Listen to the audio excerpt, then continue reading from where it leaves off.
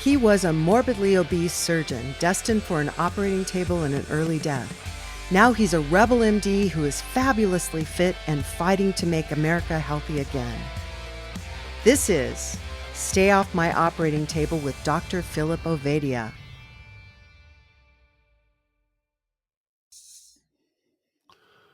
Welcome back, everybody. It's the Stay Off My Operating Table podcast with Dr. Philip Ovadia. I'm your co-host, Jack Heald. I almost introduced a different show, Phil.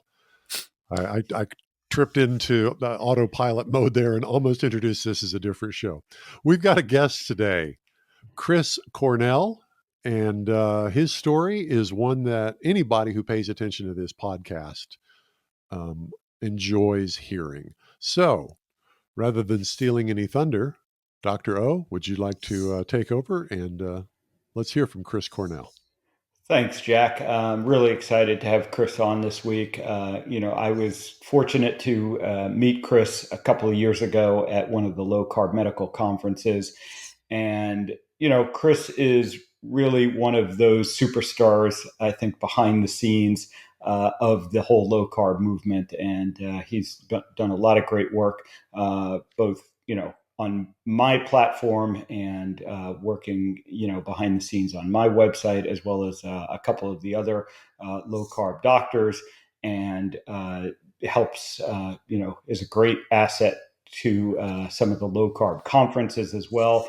So I'm really excited to have him on this week. And, first and foremost, I just want Chris to kind of introduce himself to the audience and tell his story, because he, has one of those great stories around metabolic health and coming to realize the importance of it over the last few years, as many of us have. Thank you, Phil. It's a pleasure to be on the podcast and nice to talk to you as well, Jack. It was great meeting you 2 years ago in Boca at the Low Carb USA conference. We think we met in the elevator on the way to a presentation, and it's been great to actually follow your story, Phil, from being at that conference and watching you launch your presence in the low carb community. I'm enjoying your book that you put out, Stay Off My Operating Table, and it's really been fun to be a part of that. My story with respect to low carb started really in January of 2018, when I read Gary Taubes' book, Why We Get Fat. That was really what got me started. But the low point for me really was a few years prior. In 2015, I stepped on a scale at my mother's house. I was visiting her, and I hadn't stepped on a scale in years. And I knew I'd gotten a little out of shape, but when I stepped on the scale and saw 278 pounds, it was a bit eye-opening, and I realized that at age 50, 51 or 52, I had really let myself go a lot further than I had ever dreamed. And so it took a few years of making some real small improvements. But in 2018, I finally reached out to a friend and asked for a book, and he recommended Taubes' book, and I picked it up and I started reading it, and it was actually in the waiting area of a Mexican restaurant on my daughter's 16th birthday that I read a passage in that book that I realized for the first time that I thought I understood what I had to do to lose weight. And I actually started like half an hour later while I was at the dinner table. I didn't eat the tortilla. I didn't eat any of the carbs. I just had chicken and cheese, and my low carb diet started. And within maybe 2 weeks later, I realized that this was something that I could do. I started losing weight at a rate of about 5 or 6 pounds a month. And, later that year, I had gotten to my goal weight, and I've really never looked back. I've been, at 278, I'm 6'3". I am now right around 200 pounds, and the weight loss triggered a whole bunch of other changes in my life.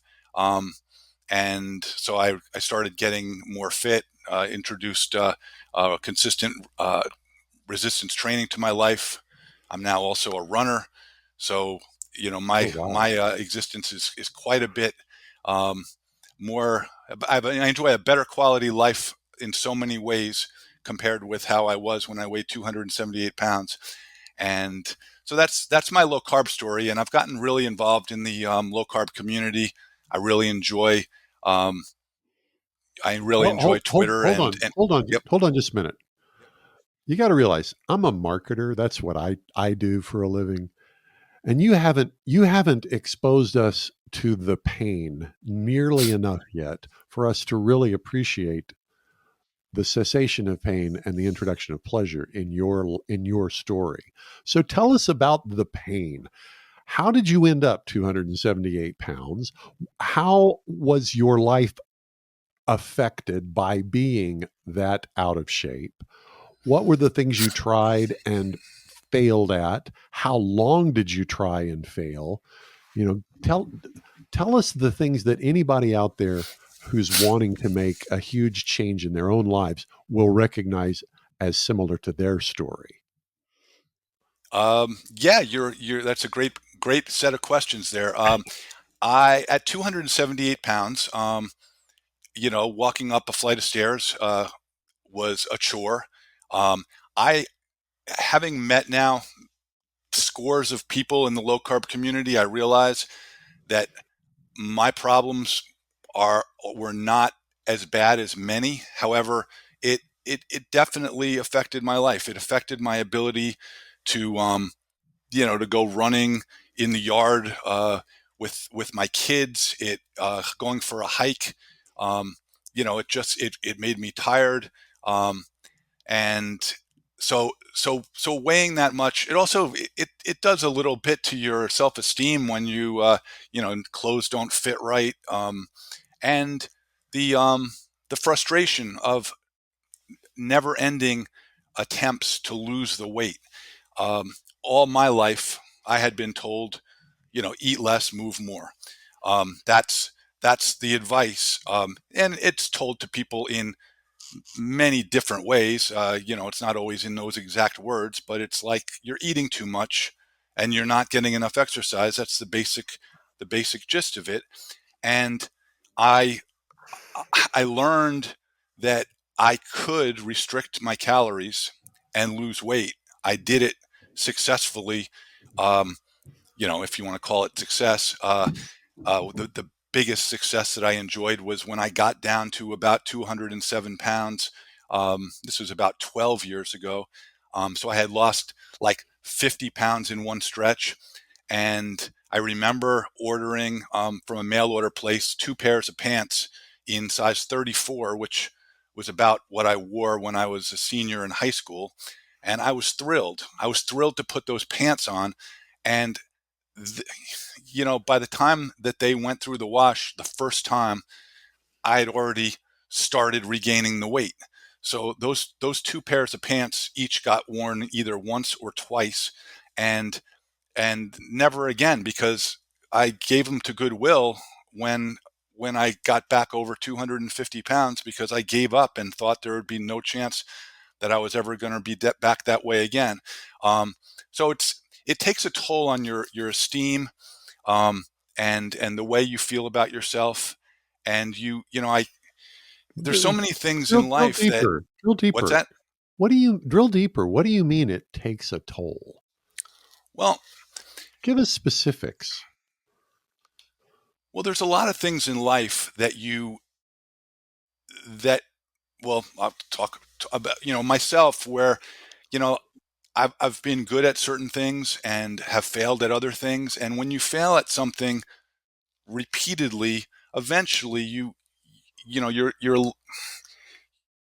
if you get kicked enough times, you just finally throw in the towel.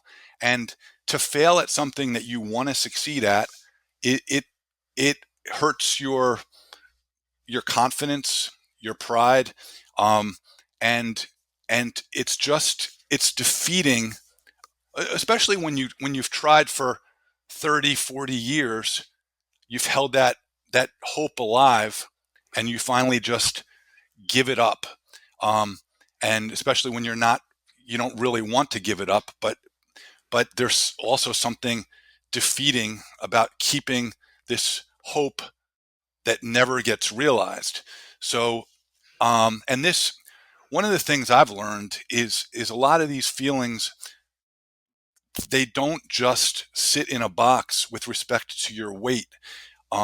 When you score a victory in one area of your life, it rolls over, carries over to how you feel about other areas of your life. And that works in the negative and in the positive. And so I think I beat myself up a lot sometimes after sort of giving up on the weight. And again, I at 6'3", I don't compare myself to some people that I know that really, were 400 pounds, 500 pounds, whatever, but it's still defeating, and it hurts your image, your pride. So it was just, I don't even know what it was that made me think, oh, you know what I do? I have an adopted brother. His name is John, and he is a type 2 diabetic. He's 10 years younger than me. So he's 48 years old, and he suffers from type 2 diabetes. His kidneys failed. He's on dialysis. Mm. His situation, his story, which I know is not isolated to just him, but to millions of others, really pisses me off that he's never been able to solve his problem. And so, I can relate to people that are not able to figure out the solution, because for me, it was this close to never figuring it out. And it was just the fact that a friend recommended this specific book for me to read, and something resonated, and I was able to figure it out. So that's kind of where I come from. And the I don't know. Do you want to know any more about the pain or the suffering? What's fascinating to me is I I went on your website, and the before and after pictures. There really are people who were far heavier than you are who lose the weight. But what is astonishing to me with your before and after pictures is you didn't just lose weight. You look like a wildly fit athlete after being 80 pounds overweight. And at 80 pounds overweight, I mean, it's horrible to say this, but you just look like a typical 50-year-old American guy. It was just, there's everywhere I go, I see guys who look exactly like that. Heavy, but not really fat, round, not really obese, slow and squishy. And you can just, we know what they look, but they're everywhere. And then that after picture of you, honest to God, you look like you just finished an Ironman. It's astonishing to me. It's really astonishing. Yeah. So that kind of change is the kind of thing that people get excited about. Yeah, and just to follow up on that, it turns out that our guests last week and this week, last week we had PD Mangum on, and I would put Chris and PD in the category of this is how I want to age, and one of the things that I think is most I enjoy most about the content that Chris puts out there is how open you are about the challenges you're taking on. And, you might not always reach your goal. I remember, I think last year, you had set a certain goal for doing a 5K, and you didn't quite get your time, but you still did the 5K. Similarly, you put goals out there around, bench pressing and things like that. And I'm just always impressed how open you are about what your goals are. and how you're not afraid to admit when, you don't quite reach them, but that doesn't mean you didn't get a lot better in the process. Yeah, well, I've learned a heck of a lot from social media, from Twitter specifically, and from the people around me, and I've changed a lot as a result of this journey. As I was saying before, the feeling of being defeated, and then conversely, when you succeed at a goal, especially one that you kind of gave up on, um, it, it starts to make you believe that you can achieve other goals that you may, um, have some doubts about. And then, it also, when, by making yourself um, authentic and vulnerable, which I went through cancer after I reached my goal weight. I was diagnosed with head and neck cancer, and I went through chemo and radiation. And I, Mm. I had gotten myself into, at the time, the best shape of my life in October of 2018.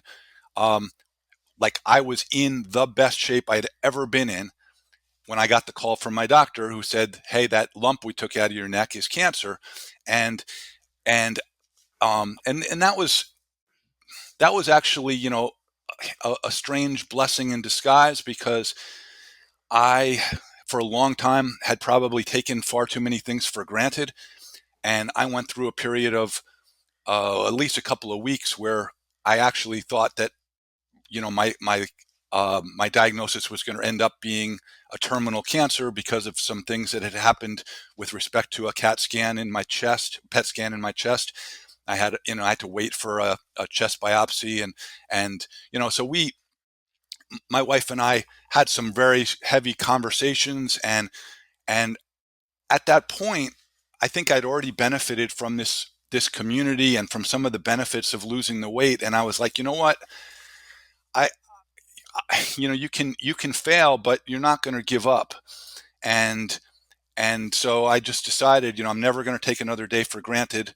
And I've held to that. I get up early sometimes just to see a gray sunrise, because I can.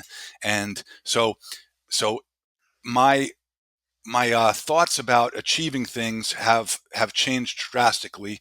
Um, and as you were alluding to, Phil, the fact, admitting that you fail at something, just it doesn't it doesn't really matter too much whether I get that bench press or not. Like, I'm going to fail at some things, I'm going to succeed at others, but I'm no longer embarrassed by failing. The failures just lead to successes. And some of the things that I would love to impart some of what I've learned to other people. And I know I have, because I have an email that goes out every week. That's another thing that I started in June of 2020 on a whim. I just said, hey, anybody want to hear what I have to say every week? And I had 400 subscribers in less than 3 days. Wow.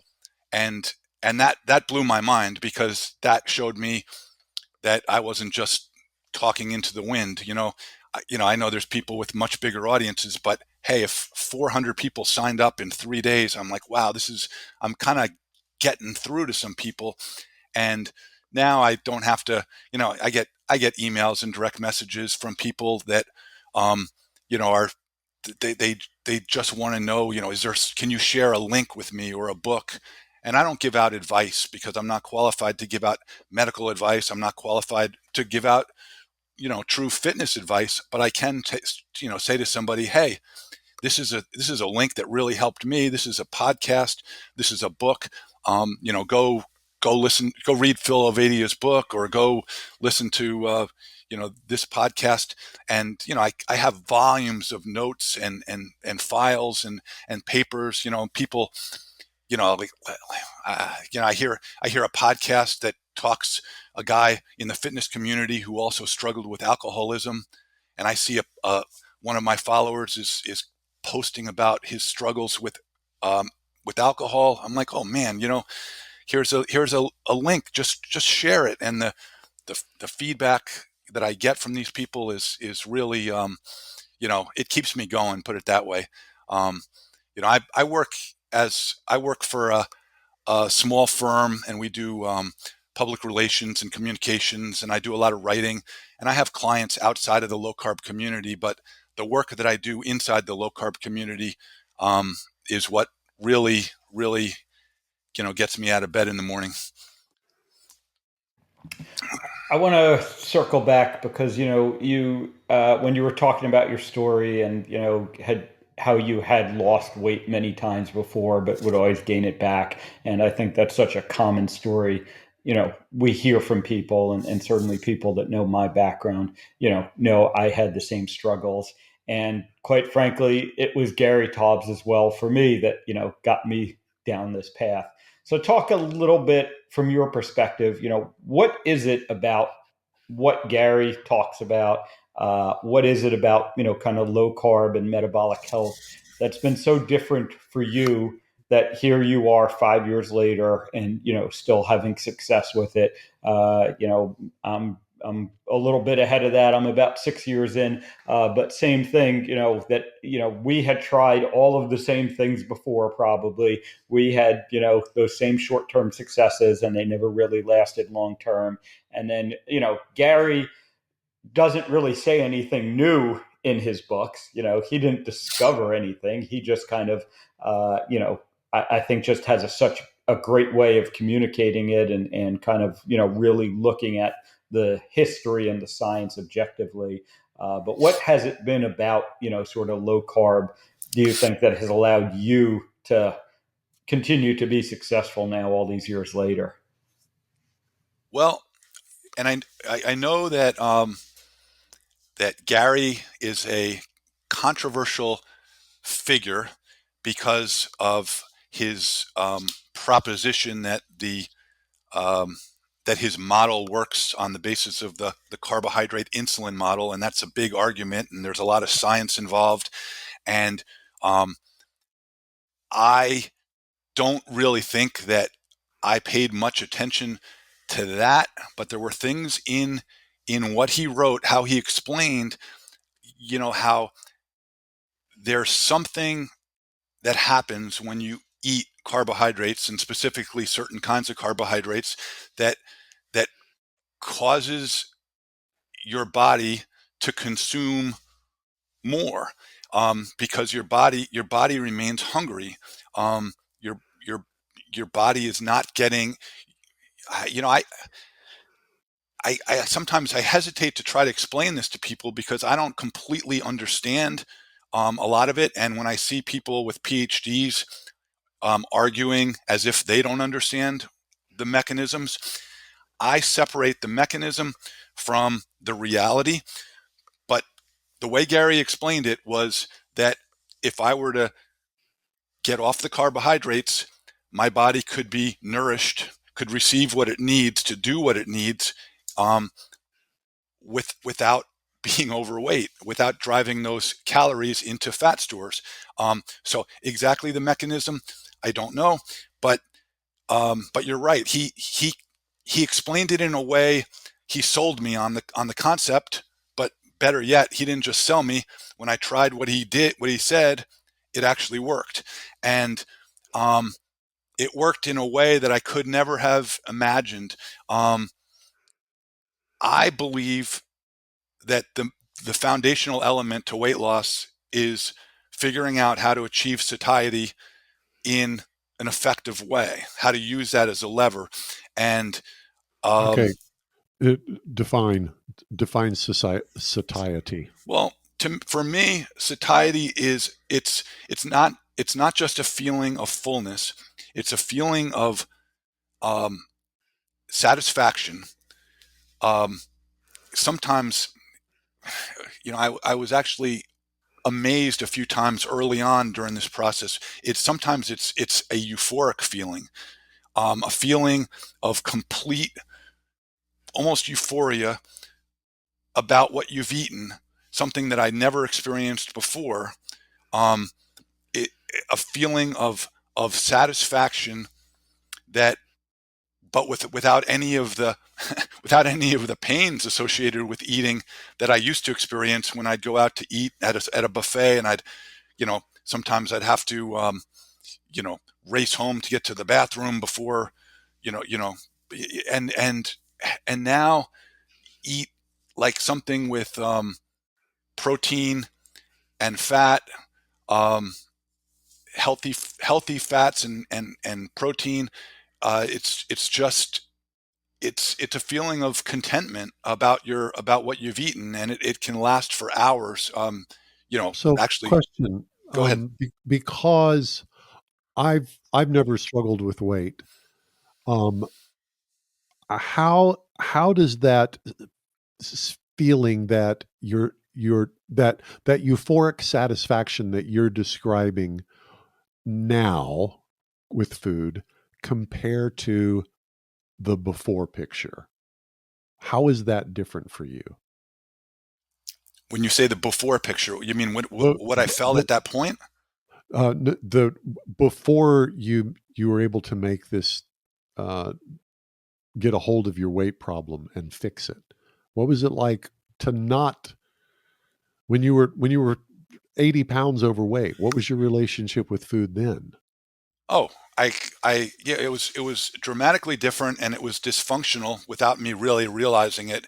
I, you know, I was always, um, I really did not realize what a waste of money and time. In addition to sabotaging my own physique or whatever, I used to go stop into convenience stores every time I passed one to buy another like $3, $4, $5 worth of food. Um, I would be I would eat all the time, um, and not huge quantities, but like if I was working at a desk job, which I did for a number of years. I also ran a business where I was on my feet a lot. There'd always be a bag or two open. There'd always be chips and candy and soft drinks, and that would alternate between times when I was dieting, where I was trying to restrict, and maybe it looked a little different, but there was always um, the opposite of that euphoria I described. It was always like either I'm eating or I'm hungry. Was it like Um, an adversarial relationship with food, a love-hate relationship? I mean, was it just well, food was I mean, enjoyable, but dysfunctional is a good word. My cat just fell off the desk. Sorry. Go no, ahead. no, no problem. I think adversarial is probably accurate. I just didn't realize it at the time. Like food sabotaged me in so many ways. Like I could see it in a smoker who's standing outside of his office on a 12-degree day, smoking a cigarette right outside the front door of his office, in the bitter cold. And I'd see that as, how can you be so crazy to to be harming your life while standing out in the freezing cold and smoking a cigarette? But I was essentially doing the same thing, only they allowed me to bring the food into work. Eating at your desk all day long is it's costing you money, both in the and time that you're spending, wasting to go get it and bring it back.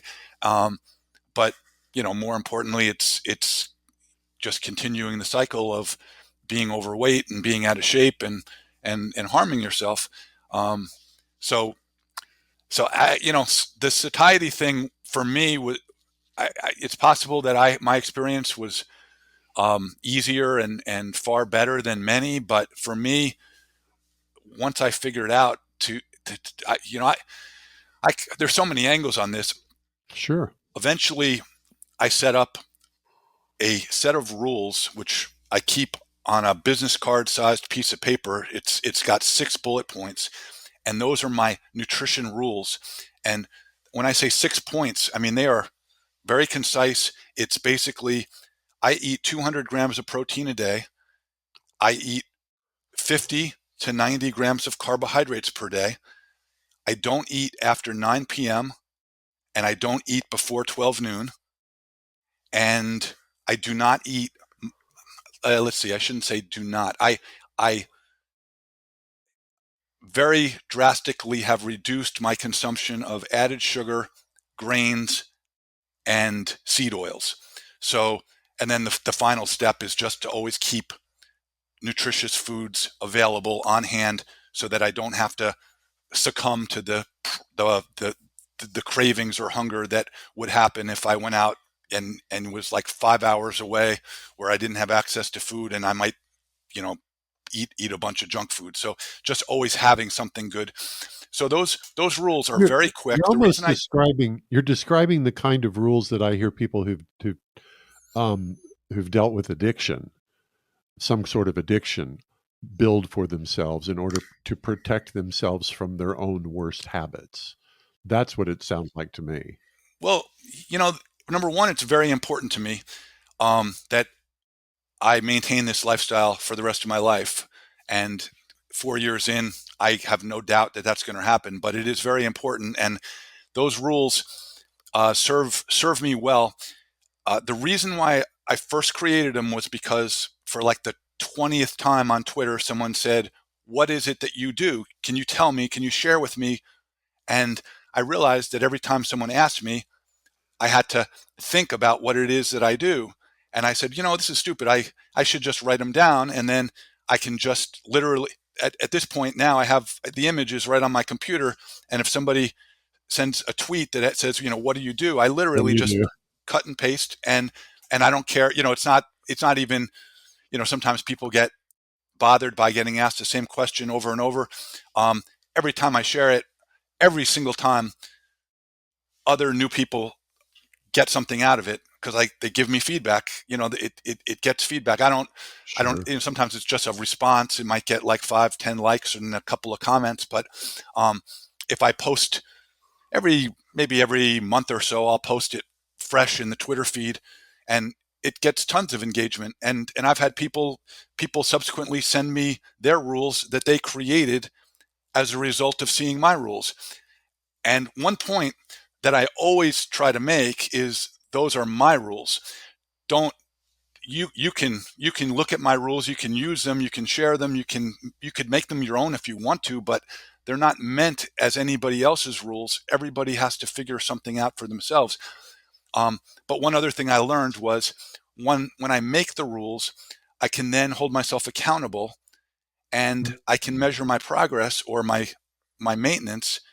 And if things continue to go well, then I just stay the course. But if I started to gain, you said something really powerful. Actually, you said a couple of really powerful things there that I want to highlight. What you discovered that if you made the rules, you can hold yourself accountable for following them. Did I hear that right? Absolutely. That seems like a really powerful insight.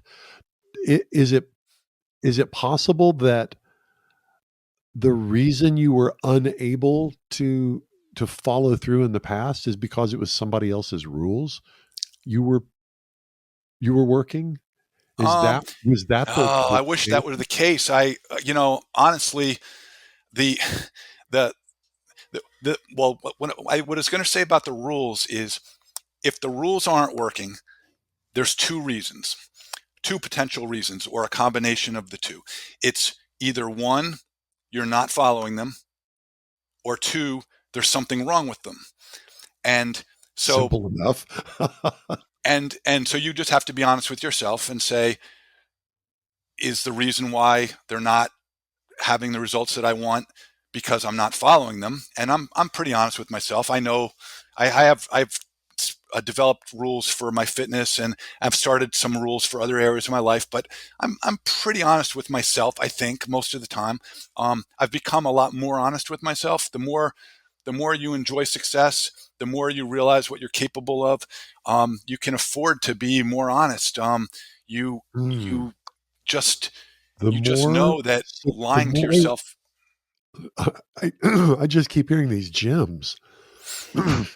I'm glad this is recorded because I can go back and listen to it. The more you, excuse me, The more you succeed, the more you feel like you can succeed. I think that's basically what I heard you say. There's no The doubt more about it. the more you believe in your own success, the Yeah, and possibility of your own success. And definitely, I think, one of the other things that, kind of stands out about what Chris is saying is, what resonates with me as well. And I tried to communicate in the book is that, I can't tell you, even as a physician, when I'm working with my patients, I always say, I'm not here to tell you what to do. I'm here to help you figure out what's going to work for you. And, again, when I wrote the book, I didn't give Dr. Ovadia's 28-day diet plan because, Dr. Ovadia's plan only works for Dr. Ovadia. I tried to set up a framework that people can, within that framework, find what's going to work for them. And, when I'm Isn't working that with different though? patients, that's what I do. Isn't that kind of a different approach? I mean, you understand what I'm asking. It's very, I think it is different than what the, medical system traditionally tries to do. We have this view that, you need someone to tell you what to do. I need those rules, the US dietary guidelines, whatever they are. But, what I find works best for most people, and I think, this is what Chris is getting at, is that, you need to find what works for you, but there is those, I guess, the kind of meta rules that we know that eating processed food is not going to work for anyone, pretty much. But within, I think, the health, the metabolic health space, there is a lot of different things that may work, and ultimately, everyone needs to find what works for them.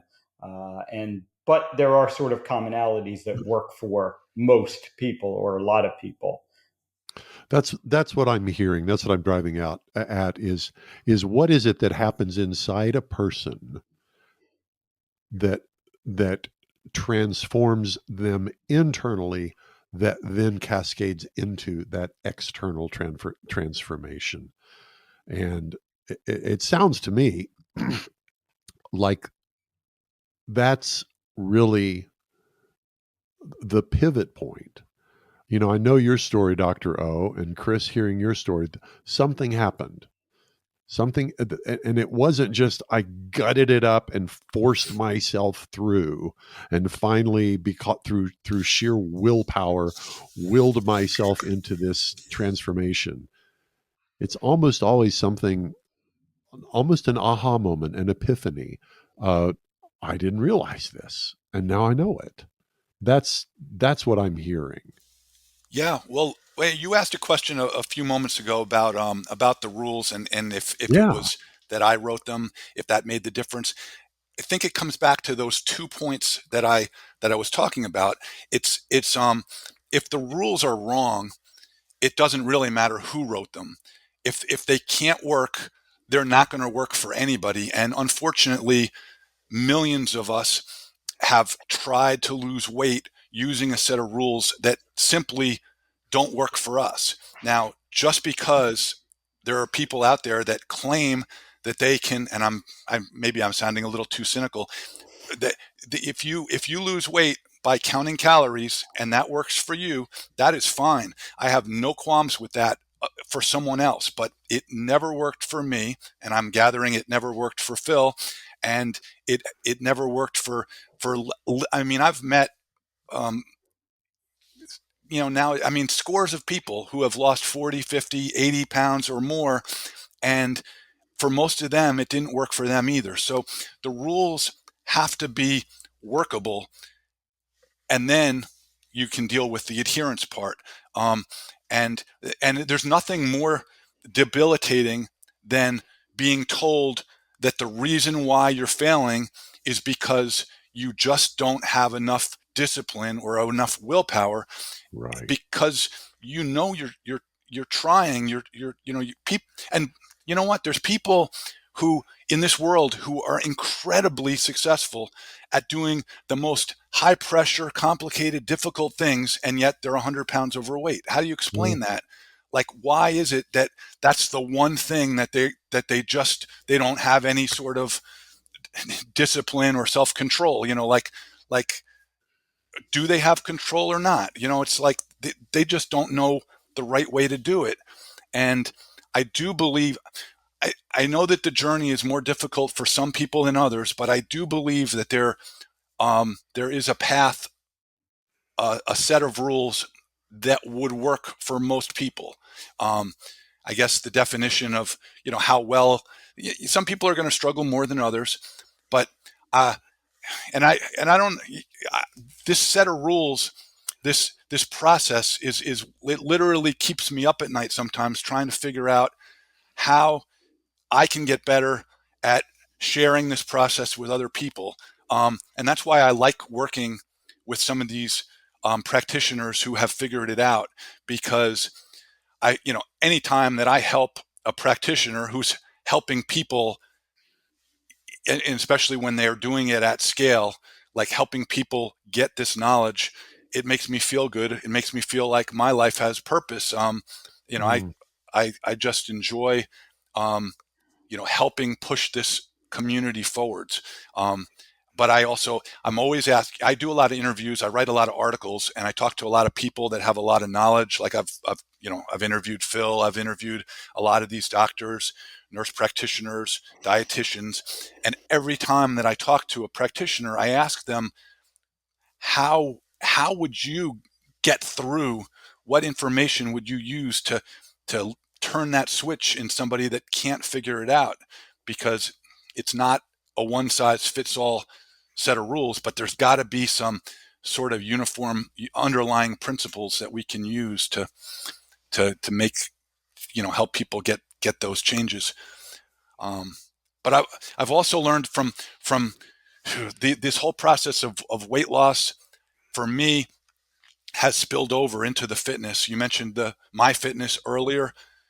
I've used a lot of the same principles that I learned in my weight loss journey, and I've just kind of moved over into the fitness part. And instead of, asking a obesity medicine doctor his thoughts, I'll ask a trainer, or somebody that's a bodybuilder, or somebody that has succeeded in I've gotten help from marathon runners, ultra marathon runners.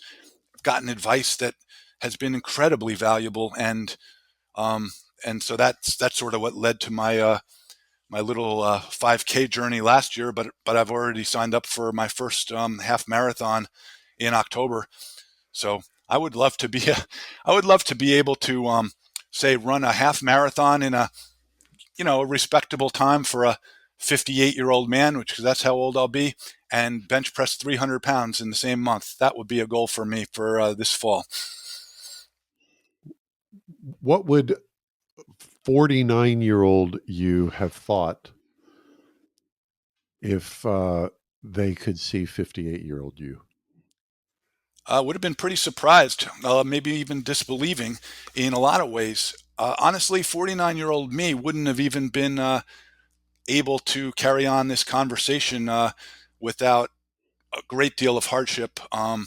I had a definite fear of public speaking. I realize that here I'm just really talking to you guys directly, but I wouldn't have felt that way about getting on a podcast. I would have definitely imagined the thousands of people that listen to this podcast, and it would have struck fear into my heart. So and a lot of the progress that I've made in terms of my ability to communicate my ideas, both in terms of my weekly email and coming on this podcast, have been a direct result of the improvements that I've made that started with that book 4 years ago.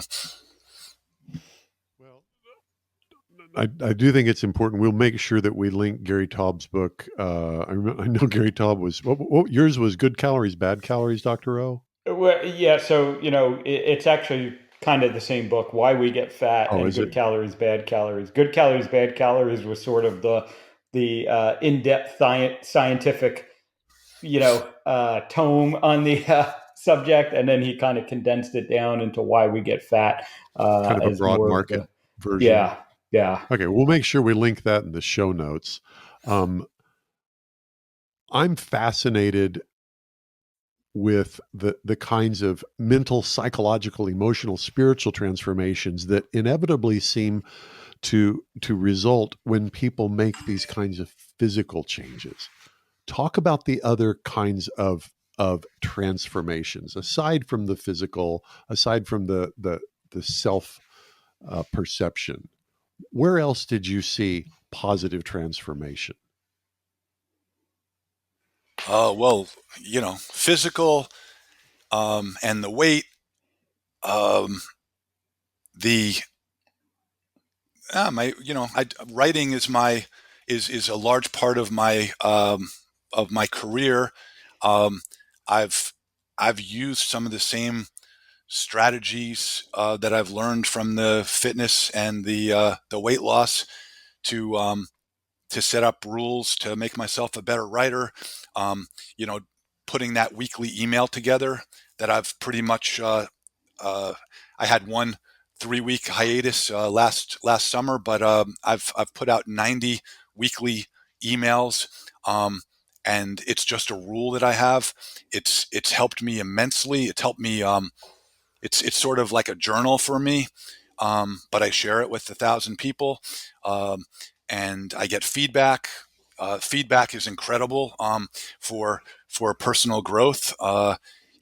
Sharing, being authentic in all aspects of your life, and then you get people to make suggestions, to ask questions. Questions are probably the most valuable thing that I I used to shy away from questions, but questions um, are the best tool that you can have. People ask you why you do something, and either you explain it to them easily because or you don't know, and now you've got to stop for a minute and say, why am I doing that? And the more times I answer questions about what I'm doing, the more I learn, number one, what I might have been doing wrong, because a lot of times a simple question yields a discovery on my part that I didn't really know why I was doing something the way I was doing it. And somebody says, why are you eating that much protein? If I don't know the answer, I better figure it out. And it's just endless. It's just really this idea that um,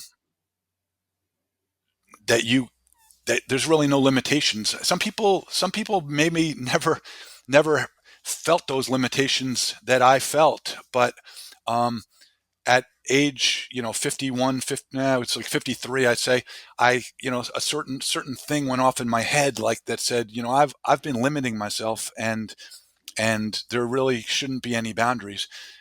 And some of that also went with the whole mortality thing. When you get a cancer diagnosis, and a lot of people are afraid of failure, afraid of fear. Like that's a limiter for them. And most of that is from like a fear of embarrassment, a fear of rejection, a fear of other people knowing that you didn't succeed at something. Once you put it out there and you make yourself vulnerable, it's over. I mean, in a good way. It's like, okay, I just got over that hurdle. I've just embarrassed myself. Now forget about it. Let's go succeed. Um, that's my attitude. So I'm no longer worried about that. Your days are numbered here. You've got a certain number of sunsets and sunrises left in your life. You don't know how many, but make the most of it and try to score as many successes as you can. And also, it causes you to shift your priorities quite a bit. Things like family and friends, and your faith become more important, and superficial things become less important. But a lot of the things that I chase are related to those things anyway. Yeah, and talk a little bit more about, what the influence has been of your journey on, your family, on those close to you. The more and more I work with the individual patients that I work with, but also, working now with businesses and organizations as a whole, as I do, you really see how this spreads. This is infectious. It's very rare that I help, just one person. And, more commonly what I see is, I'm helping, the patient that I'm taking care of. And then they're coming back and say, my kid is now doing this, or my wife is now doing this, or, my siblings are now doing this. So what has, the influence been of your journey on, your family, your friends, those close to you? It's been incredibly positive. I got to say, my wife, um, like really helped me through the cancer in a huge way. She, like usually, like if you get cancer, you ask a lot of questions of your doctor and you do a lot of Google searches and stuff like that. I didn't have to Google anything because I would have just been wasting my time. My wife Googled every single thing you could imagine about my cancer. She asked questions. She told me what questions I should consider asking my doctor. And she was immensely helpful and supportive through it. And then I remember the first day after treatment, um, the two of us had been running before my cancer diagnosis, and went for a run with my wife, and I couldn't run a mile. And she offered to wait, and I told her to go run ahead, and I was kind of bummed out. But then I told myself that for as barring some unforeseen thing, I would never ever decline to go out for a run with her when she asked if I wanted to go for a run. I'm never going to turn down that opportunity again. The two of us went running 3 times a week until not only could I run a mile, but I was able to run 5-6 miles. I mean, I was pretty wiped out after that cancer, the radiation and chemo. But anyway, this is a long way of getting around to your question, Phil, about family. It's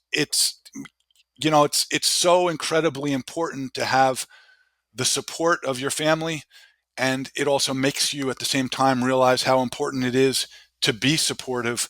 And I've heard practitioners say so many times that, especially when it comes to weight loss, that the lack of support, or worse, antagonism around weight loss from family members is one of the determinants of success.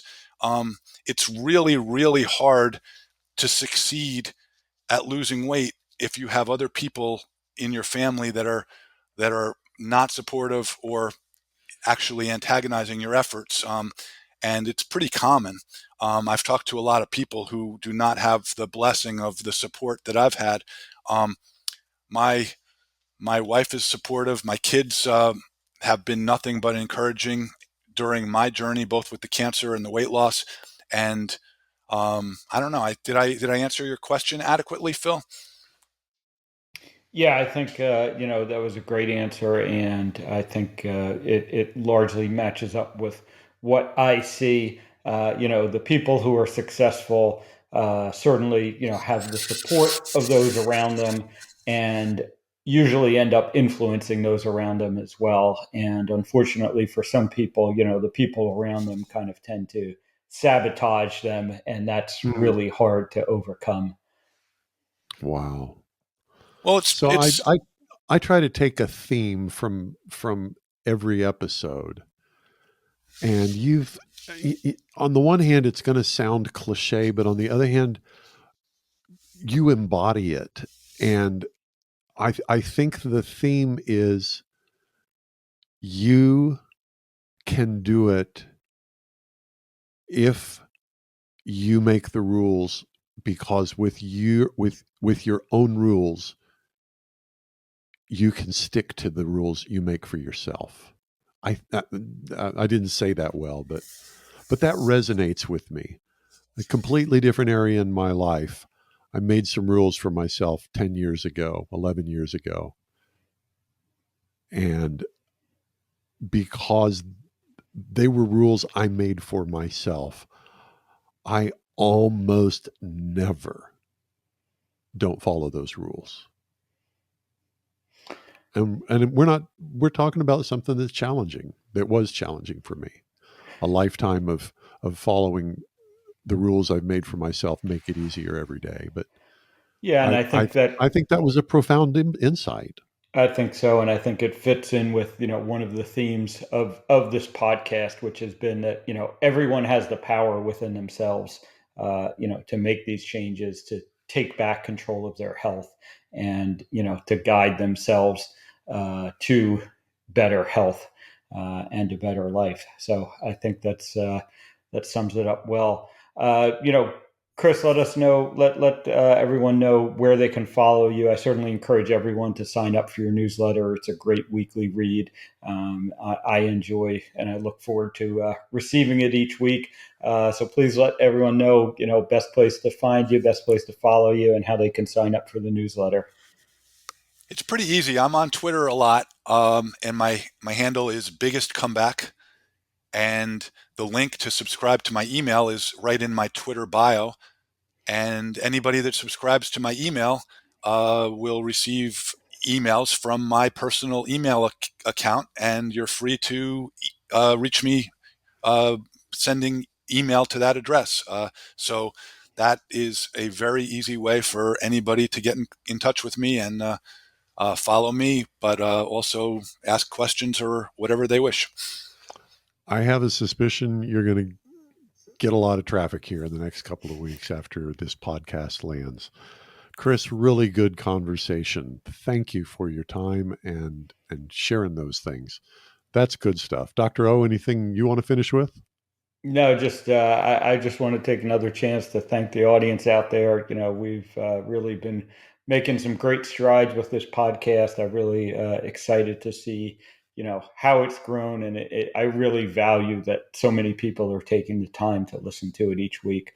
And you guys are making a difference. Yeah. You guys are really making a difference. All right. Well, that's Chris Cornell at biggestchallenge.com and on Twitter at Biggest Challenge. Biggest Comeback. I'm sorry, Biggest Comeback, biggestcomeback.com and on Twitter at Biggest Comeback.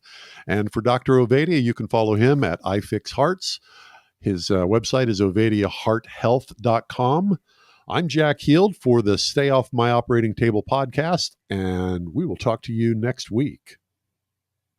America is fat and sick and tired. 88% of Americans are metabolically unhealthy and at risk of a sudden heart attack.